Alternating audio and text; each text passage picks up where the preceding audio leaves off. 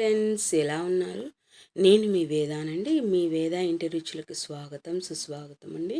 నేను ఈరోజు చూపించబోతున్న వంట ఏంటంటే చూసే ఉంటారు కదా, బియ్యపు రొట్టె పల్లి చట్నీ అండి. దీని రెండు కాంబినేషన్ నెక్స్ట్ లెవెల్ అండి.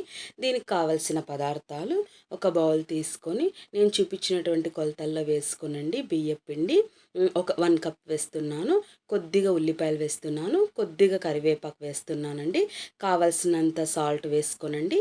అలాగే మీకు ఎంత కావాలో అంత కారము సరిపోయినంత వేసుకోనండి. వన్ టేబుల్ స్పూన్ ఆయిల్ వేస్తున్నానండి. ఇలాగ అన్నీ చూసుకోనండి. అన్నీ సరిపోయి ఉప్పు కారం అన్నీ సరిపోయిన తర్వాత ఇలాగ మిక్స్ చేసుకుందాం. ఇలాగ బాగా మిక్స్ చేసుకోనండి.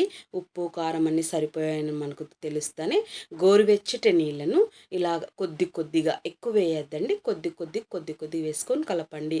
ఇలాగ మొత్తం ఒకటేసారి వాటర్ వేయకోకుండా కొద్దిగా వేసుకున్న మిశ్రమాన్ని ఇలాగ సాఫ్ట్ టెక్స్చర్ వచ్చేటట్టుగా కలుపుకొని పక్కన పెట్టుకోవాలి. ఇలాగ పక్కన పెట్టుకున్న దాన్ని మనము ఒక ప్యాన్ రెడీ చేసుకున్నామండి. నేను హీట్ చేసుకోవడం లేదు, ముందుగా మీకు చూపిస్తున్నాను. ఇలాగ హీట్ చేయకోకుండా ప్యాన్కి అటు ఇటు ఆయిల్ స్ప్రెడ్ చేశానండి. మనం తీసుకున్న క్వాంటిటీ సైజులో 2 రొట్టెలు తయారయ్యాయి. అంతే, అంతకు మించి తీయకండి. ఇలా ఈ సైజులో ఉన్న ఈ పిండి ముద్దని అలాగ పక్కన పెట్టేసేయండి. ఇలా పెట్టుకున్న పిండి ముద్దలో మనము ఫస్ట్ ఆయిల్ ఇంకొద్దిగా వేసుకొని నా చేతికి ఆయిల్ పెట్టుకున్నానండి. ఇలాగ నేను చూపిస్తున్నటువంటి విధానంలో ఇలాగ ఆయిల్ కొద్దిగా, ఒకవేళ మీకు సరిపోలేదు అనిపిస్తే మరి ఇంకొద్దిగా ఆయిల్ని వేసుకోనండి. ఇలాగ వేసుకున్న తర్వాత నేను ఇలా తట్టి చేస్తున్నాను.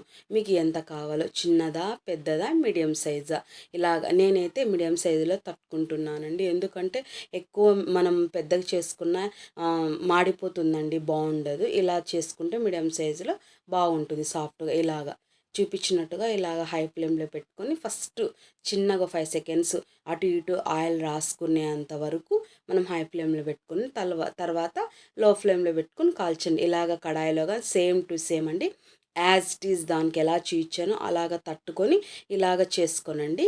నిజంగా అంటే చాలా బాగుంటాయి.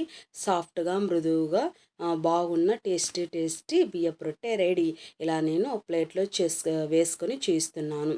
తర్వాత ఒక కడాయి పెట్టుకొని ఆ కడాయిలో 1 స్పూన్ ఆయిల్ వేసి 4 ఎండుమిర్చి వేస్తున్నానండి. నేను ఎక్కువ క్వాంటిటీలో చేయడం లేదు, అది గమనించండి. ఇలాగ నేను చూపిస్తున్నట్టుగా ఎండుమిర్చి వేసుకొని పక్కన పెట్టుకోవాలి. తర్వాత జారులో మరి వన్ కప్పే, ఎక్కువ వేయడం లేదు. 1 కప్ పల్లీలకి 3 వెల్లుల్లి రెబ్బలు సరిపోతాయి, చాలు. అవి వేయించుకొని పక్కన పెట్టుకోవాలి. తర్వాత టమాటా ముక్కలు కానీ అంతే, సేమ్ టు సేమ్ ఫ్రై చేసుకోవాలి. ఇది ఆయిల్లో ఫ్రై చేయాలి. ఇది ఫ్రై చేసిన తర్వాత ఉప్పు వేసుకొని మనం బరకగా గ్రైండ్ చేసుకోవాలి. చేసుకున్న తర్వాత దీన్ని ఇప్పుడు టమాటా మిశ్రమం ఏదైతే ఉందో దాన్ని రుబ్బుకోవాలి.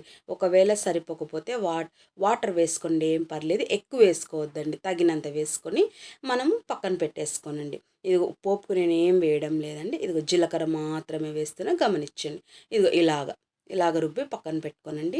ఎంతో ఎమ్మి టేస్ట్ అయిన బియ్యపు రొట్టె. ఈ కాంబినేషన్ చాలా బాగుంటుంది. పల్లి చట్నీ కాంబినేషన్ సూపర్ ఉంటుంది.